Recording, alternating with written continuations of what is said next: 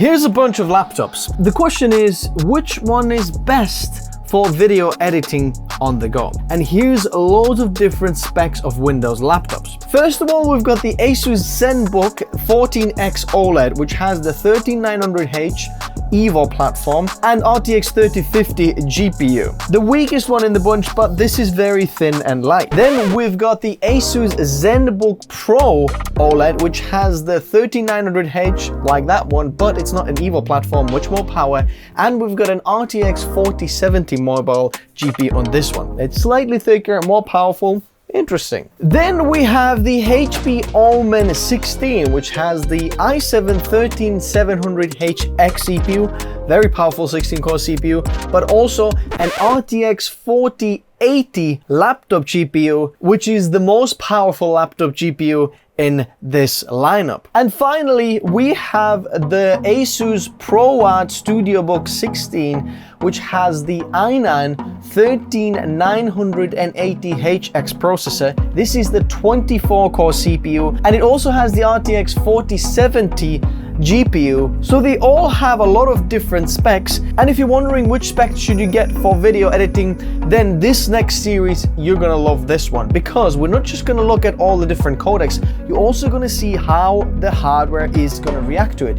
You can see which decoders or media engines it's gonna use. Is it the CPU? Is it the GPU? How well does the laptop actually switch between the iGPU and the dGPU? And is the RAM enough? Which one is the bottleneck? And much more. We're gonna build this series up, and we're gonna start with the most weakest one, this ASUS Zenbook 14x OLED. Let's take a look. Looking for a cheap way to license your Windows? Check out Whokeys through the links in the video description. Make sure to use the code TN20 to get a 30% off. Paste the license to the activation settings and you're all done. This license is for Windows 10, but you can upgrade it to Windows 11 for free. They also offer Microsoft Office 19 license. Use the same code TN20 to get a 30% off. Check out whokeys.com in the video description below. So I've got the laptop set up over there. I've got my mouse and keyboard connected to this because I want all of these laptops to have the same experience, so the trackpad doesn't make me feel like it's faster or less powerful, something like that. Then I'm gonna plug all the laptops in. They all have a power cord attached and the maximum power mode, not the full fan speed but performance mode, so that when it gets hot, it gets there. I'm gonna leave the hardware info in the background open so that we can check out how much power did we draw, how did the GPU and CPU perform, did we thermal throttle, all that. But all throughout this video, you're gonna see on the side all of these things open here. And here you can see how the software utilizes the hardware, whether it's CPU, how much RAM. You can see if we're using the iGPU or dGPU. And lastly, we're also gonna be doing a render test. A lot of people just show a rendering speed of certain codec when it's just like one certain codec to like ProRes to H.264 or H.264 or H.265 or something like that. But most people don't work like that. You know that as a video editor, freelancer, your project is full of lots of different codecs, different resolutions, different frame rates, different scalings of things. So you're going to be working with lots of multiple things, and then you're going to export this out. So we're going to be exporting out a quite complicated test clip over here. You're going to see all of the different clips with color grade, upgrading, down resing, everything in there. So we're going to talk about that a bit later on. So if you're not familiar with Premiere Pro, this little green indicator over here shows if we're dropping frames when we're playing this codec back, okay? If you're wondering which codec I'm playing back, then you can see this on this little timeline sequence on the top in here. 1, 2, 3, 4, 5, 6, 7. You can see then what this is. Or also on the YouTube chapters, you can see the title of this chapter will be what frame rate or what codec we're playing back. Also, all of the clips have an adjustment layer, which has a little bit of a color grade on there, so we can put a bit of stress on the GPU as well. So we're kind of testing everything. First of all, let's have a look at this codec here. Timeline clicking feels very, very instant and seems like no problem at all. So if we're gonna just scrub through, this feels very, very buttery smooth. Like, this is 4K 60 frames per second, 8-bit 420, H.264. I'm gonna press play. Look at that, it actually drops a few frames. And as you can see, it's the Intel iGPU that plays this back.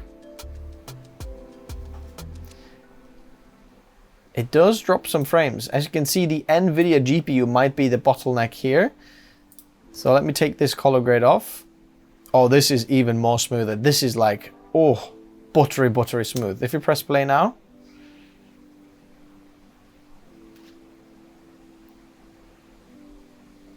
Yes, as you can see, the iGPU decode is playing this back there.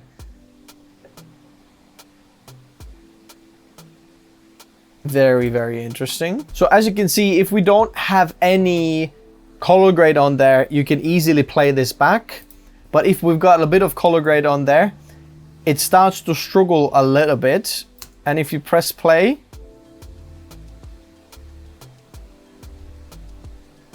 it loses a bit of frames. You can still play it back at full resolution. Bear in mind, we're going to test everything at full resolution. But the NVIDIA GPU is the bottleneck, as you can see here. 91 or 92% utilized. It just doesn't have the graphics power quite to play back the color effect, which is GPU accelerated. Lumetri color in Premiere Pro is accelerated. Now, moving on to a 10-bit clip now. This is 24 frames per second.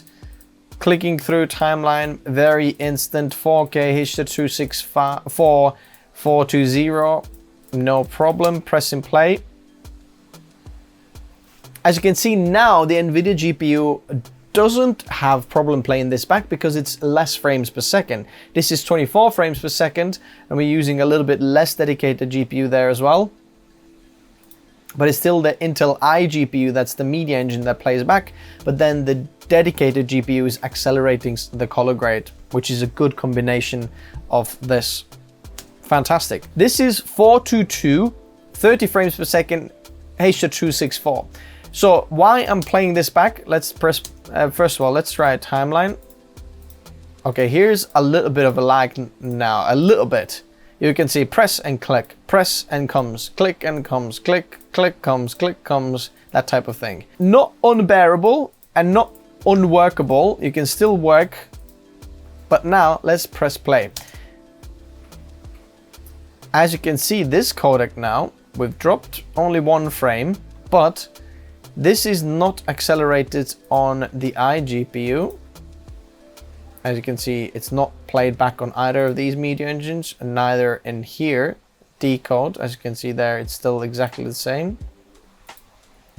But it's actually played back on the CPU.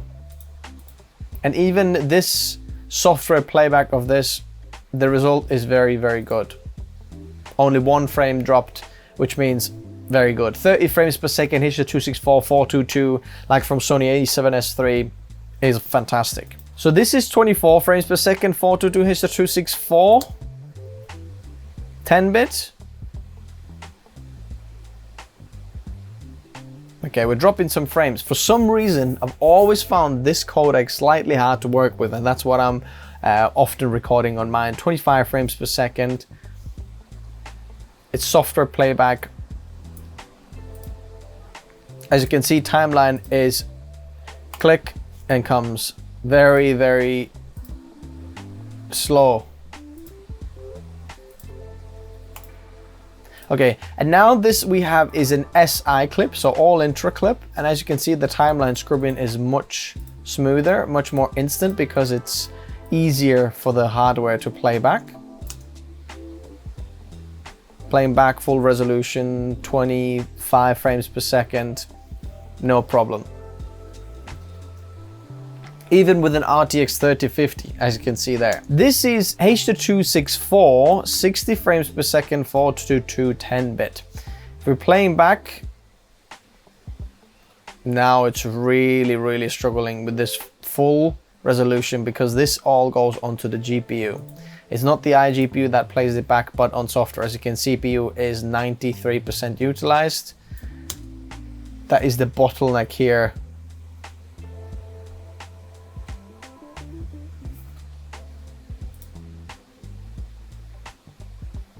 So this is a little bit difficult for it to play back, even without the color grade. If we put the color grade back on, it waits for a long time and is very, very choppy. 60 frames per second, 422. That's software playback is As you can see, it's uneditable. You can't really do that. So in this case, what you'd have to do is turn down the resolution to maybe 1/4. Clicking through is still slightly laggy, but if we press play, as you can see, 0 frames dropped. It plays it back smooth. Not the full resolution, but it's able to do it. Just you can't do it at full resolution. Now this is H.265 codec, 10-bit 420 4K HS from A7S III. It's very smooth to playback, H.264. This is 420. Did we lose some frames? 5 frames? 8 frames? Yep, we're dropping an odd frame here and there. But it looks very, very smooth to me. It uses the iGPU again to play this back.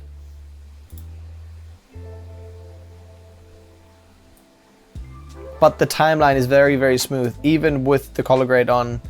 We're dropping a few frames, but I'd say completely editable. Now this is going to be interesting. This is Canon R5, H.265, 60 frames per second, 10-bit 422. And if you don't have an iGPU, the Intel graphics there, then this is gonna absolutely crash your computer, okay? First of all, let's try it without the color grade. Full resolution. Plays back, no problem. And that's why the Intel Xe graphics is absolutely amazing for this. If you ever work with H.265, 422, 10-bit footage, 4K footage, then this is going to be fine. Look at that. It's buttery smooth. Absolutely no problem playing any of this back. It pretty much plays back as fast as a scrub through the timeline. The smoothest codec so far because of the iGPU hardware acceleration. I can put this on a Threadripper CPU and it won't be playing this back as good as this here. With color grade, let's see if we can do it.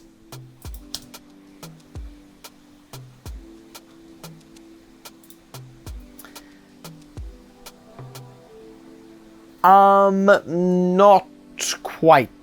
It's struggling a little bit here to play this back, even though this is not 100% utilized, but I think there's either the memory. Actually, scrubbing is all right. Playing back full resolution is just a bit complicated. As you can see, it's dropping every other second, I think, or something like that. Quite a bit of frames, even though it looks smooth because it's 60 frames per second. To scrubbing still is like completely fine. If you want to make cuts and scrub through the timeline, this is absolutely fantastic. A bit more difficult now. This is Canon C200 RAW, Canon RAW, 60 frames per second, and okay, yep, it's definitely not going to be able to do that. That's absolute.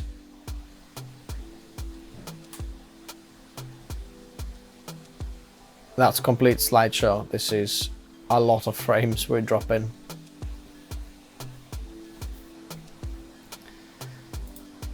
The CPU is just not able to play this back.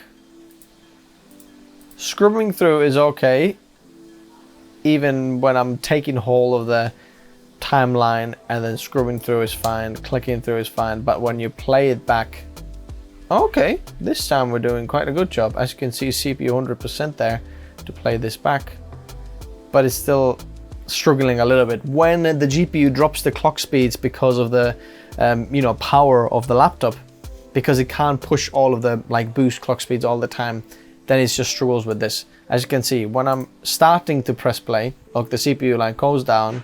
Okay, when I'm starting to press play, it's going to be 0 frames dropped at first, quite all right, and then starts dropping more and more and more and quicker frames because the clock speeds go down. Red 4K RAW, wow, that is smooth even with color grade. 4K Red RAW, buttery smooth, absolutely insane.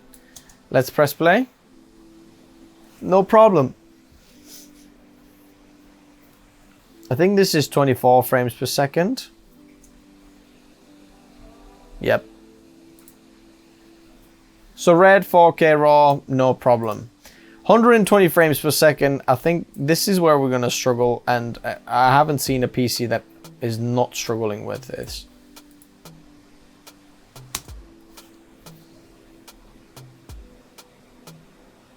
Yeah, full resolution, 422 10-bit, 120 frames per second. This is just not happening. 420 8-bit is okay to scrub through when it's 420 8-bit. When you press play, I don't think they can play back 120 frames per second. So when you're working with 120 frames per second, make sure you drop your resolution to maybe a quarter. And then let's have a look at this now. Yeah, it's like doable. I think it still drops a few frames here. 18 frames. 18 frames. Yeah, it drops a few frames. H.265 this is, but at least it's completely doable and you can see what you're editing. Okay, 5K Red RAW. Full resolution, not really able to play back. This is getting very difficult for the CPU because more and more the codecs are on the CPU. Okay, not really even worth looking at.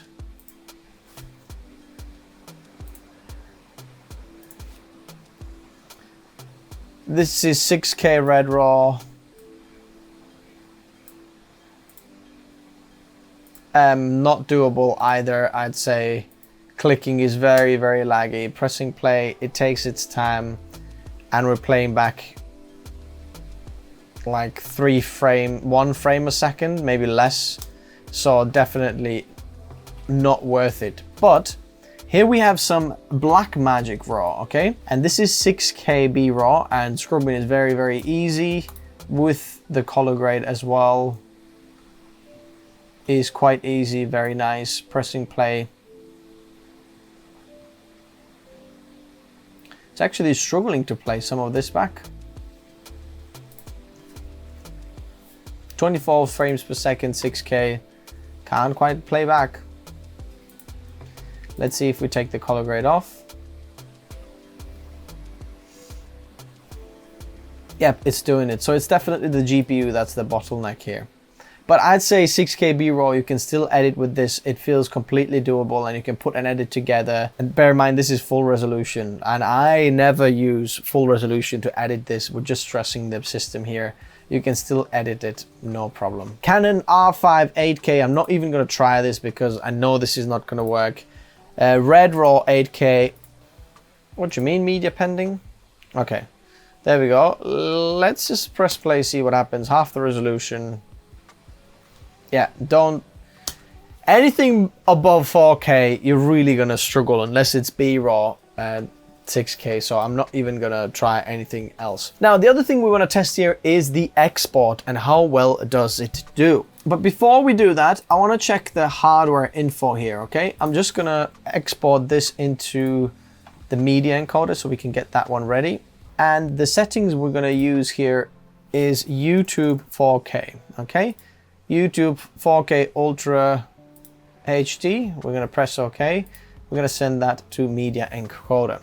But as you can see, the 4 GB of RAM on the GPU, dedicated GPU, is actually a little bit less, and that's why you start to see a little bit of a bottleneck when we get like above 4K footage as well, because you need a little bit more dedicated GPU there. The RAM was actually okay in here, but if we look at the hardware info here, then we're gonna see how much did we actually use. As you can see, maximum memory we use is 27 GB.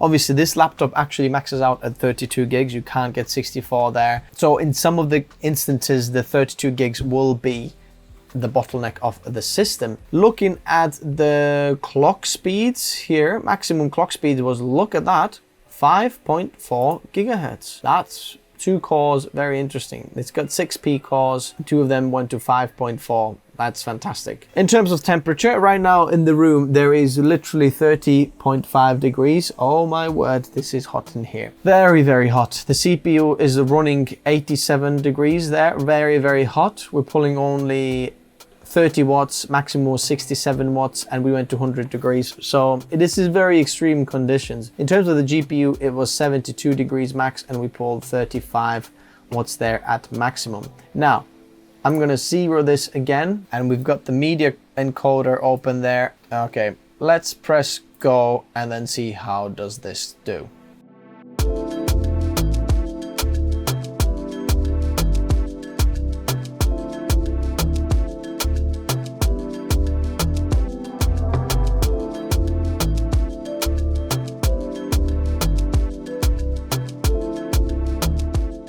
So it's been a while and the laptop has done the export. In fact, I did it twice just to make sure that I'm not getting any anomalies, any weird things happening. So basically, if you don't know how to check your encoding time when you are in Adobe Media Encoder, just click on that done, and then it will show you the one you want here. Like you can see what's happened here, what settings is used, and then encoding time there. So the first time it did it at 1 hour 34 seconds, and the second time 1 hour 36 minutes. So there's 2 minutes difference roughly there, 1.5 minutes or maybe a bit more difference, but roughly about the same. I'd say we're getting good results there. But interestingly, the second time when I just duplicated the timeline, when you just click on it and then press duplicate, second time it used hardware encoding on the Intel. So it uses the iGPU there for the encoders. Interestingly, it was slightly slower, as you can see, 1.5 minutes. So I'm not sure if this is because of the Intel codec or NVIDIA, that codec encoding difference, but as you can see, we're scoring very, very similarly. So 20-minute clip exported, it's 4.5 times the length basically of that. So 20 minutes times 4.5, a little bit less than that, it will encode it in that time. So rendering perhaps is a little bit slow on this one, but it is very hard thing to do as well. So let's have a look at the hardware then. How much did we use, or how did the hardware react here? As you can see, memory used 29.8 gigabytes out of 32. That's literally maxing it out, and that's how much we're letting Media Encoder and Premiere Pro use. So the RAM is their bottleneck. I bet if you had more, you'd see a lot more RAM use. So RAM is a little bit of a bottleneck there. CPU would reach 100 degrees because this was very hot in this room as well. It's calmed down a little bit. I put these Nocto fans, daisy chained them together there so that it blows a little bit air just this way out of this, because there was 30 degrees in here. It was very, very warm. And thermal throttling, you can see all the P cores thermal throttled a little bit there. Maximum wattage CPU pulled about 51 watts. And if we are looking at the GPU, then GPU max temperature was 72. Memory was 86, and then maximum we pulled was 58 watts, about 60 watts, something like that from there, which is pretty impressive actually. Now we'll see what the other laptops do and how much better they are, but in conclusion, is this laptop good for video editing? I'd say if you do 1080p, no problem at all. 4K, I'd say as long as you keep it light 4K, if you make it super complicated 4K, I think you're probably going to start to struggle, and then you have to start working with proxies or lowering down the resolution of your playback. You might be able to do that, or when it's 120 frames per second, that's that. But if it's normal 30 to 60 frames per second, I think you're going to be all right. Anything above that, I'd really recommend you not doing that. So one laptop done. If you want to check it out, I'm going to leave it in the description below. Highly recommend you checking this one out because there's a lot to like about this laptop. Links in the description below. And if you're a creator and you're thinking, you know what, I've got a laptop, but I want to know what's the best bang for buck creator PC, then there's best bang for buck build guides in the description below. There's 4 videos, 4 different budget picks, the one that's closest to you, and you'll find everything that you need down there. Thanks guys for watching, and I'll see you soon.